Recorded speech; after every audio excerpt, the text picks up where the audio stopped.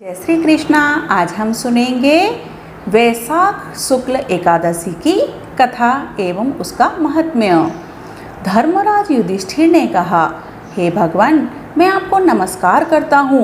आप कृपा करके वैशाख शुक्ल एकादशी के बारे में बताइए।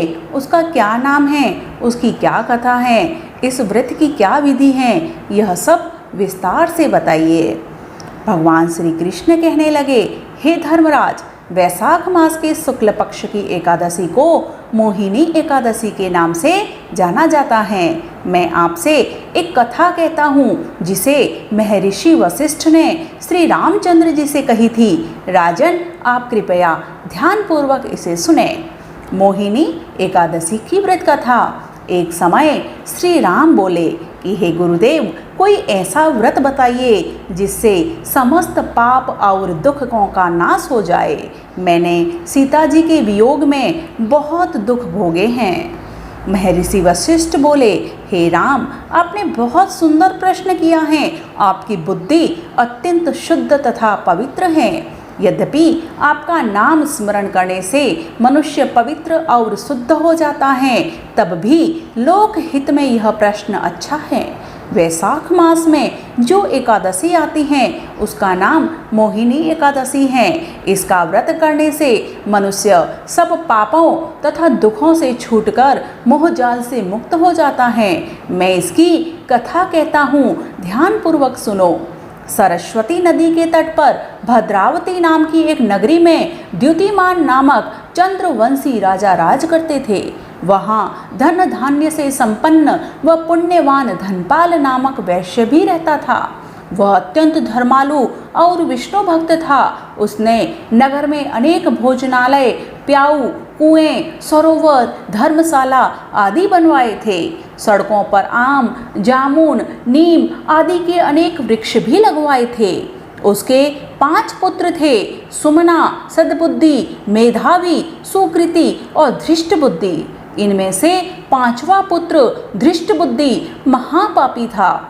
वह पितर आदि को नहीं मानता था। वह वैश्या, दुराचारी मनुष्यों की संगति में रहकर जुआ खेलता और पर स्त्री के साथ भोग विलास करता तथा मध्य मांस का सेवन करता था। इस प्रकार अनेक कुकर्मों में वह पिता के धन को नष्ट करता रहता था। इन्हीं कारणों से त्रस्त होकर पिता ने उसे घर से निकाल दिया था। घर से बाहर निकलने के बाद वह अपने गहने एवं कपड़े बेचकर अपना निर्वाह करने लगा। जब सब कुछ नष्ट हो गया तो वैश्या और दुराचारी साथियों ने उसका साथ छोड़ दिया। अब वह भूख प्यास से अति दुखी रहने लगा। कोई सहारा न देख चोरी करना सीख गया।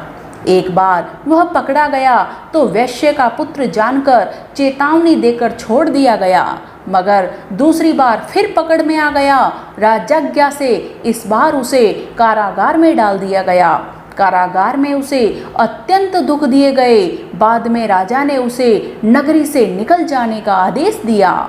वह नगरी से निकलने के लिए वन में चला गया। वहाँ वन्य पशु पक्षियों को मारकर खाने लगा। कुछ समय पश्चात वह बहेलिया बन गया और धनुष बाण लेकर पशु पक्षियों को मार मार कर खाता रहता था। एक दिन भूख प्यास से व्यथित होकर वह खाने की तलाश में घूमता हुआ कौंडिन्य ऋषि के आश्रम में पहुंच गया। उस समय वैशाख मास था और ऋषि गंगा स्नान करके आ रहे थे। उनके भीगे वस्त्रों के छींटे उस पर पड़ने से उसे कुछ सद्बुद्धि प्राप्त हुई। वह कौंडिन्य मुनि से हाथ जोड़कर कहने लगा कि हे मुने, मैंने जीवन में बहुत पाप किए हैं। आप इन पापों से छूटने का कोई साधारण बिना धन का उपाय बताइए। उसके दीन वचन सुनकर मुनि ने प्रसन्न होकर कहा कि तुम वैशाख शुक्ल की मोहिनी एकादशी का व्रत करो। इससे अनेक जन्मों के किए हुए मेरु पर्वत जैसे समस्त महापाप भी नष्ट हो जाते हैं। मुनि के वचन सुनकर वह अत्यंत प्रसन्न हुआ। उनके द्वारा बताई गई विधि के अनुसार उसने व्रत किया। हे राम, इस व्रत के प्रभाव से उसके सारे पाप नष्ट हो गए और अंत में वह गरुड़ पर बैठकर विष्णु लोक को गया।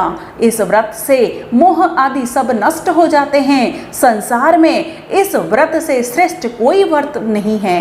इसके महात्म्य को पढ़ने से अथवा सुनने से 1000 गोदान का फल प्राप्त होता है। बोलिए लक्ष्मी नारायण भगवान की जय।